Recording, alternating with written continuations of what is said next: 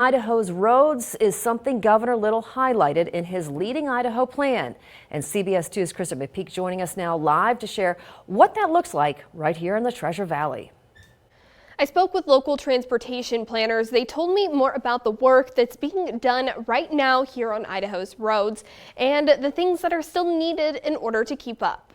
This area of I-84 is under the design phase right now for the next year through till 2023.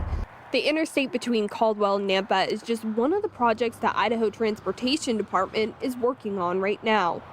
As part of Governor Little's Leading Idaho initiative, ITD has identified 13 corridors across the state that are in need of expansion projects because of all of the growth that Idaho is seeing. And here in the Treasure Valley, we have 4 of those 13 corridors. Most of these projects have been planned through years of gathering data. I spoke with the executive director of Compass Community Planning Association about the need for these projects. Are Southwest Idaho's roads up to date right now? So Southwest Idaho's roads are not up to date as far as the capacity that they need and the design that we need to have, and that's because of the funding shortfall or funding challenges that we're facing. Stoll says the answer to getting better funding for these roads lays in the tax system among the growth and inflation in the Treasure Valley.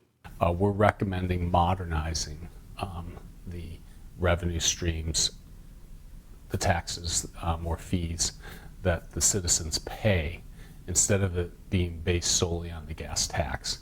We could modernize the gas tax, but with the introduction and likely expansion of electric vehicles as part of the overall motor vehicle fleet, the gas tax is really becoming an antiquated user fee, and we need to change that.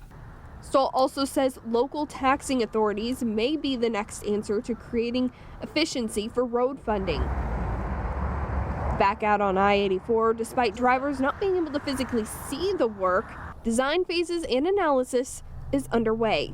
We work with the legislature to implement the funding as soon as we are able to. As soon as we are awarded that funding, we're able to put it into projects to improve roads here in Idaho.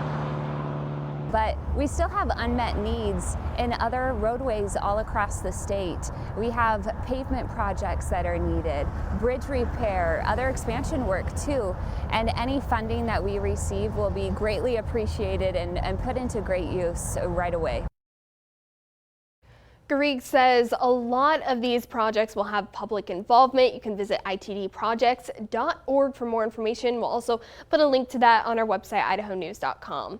Live in the studio, Krista McPeak, CBS 2 News.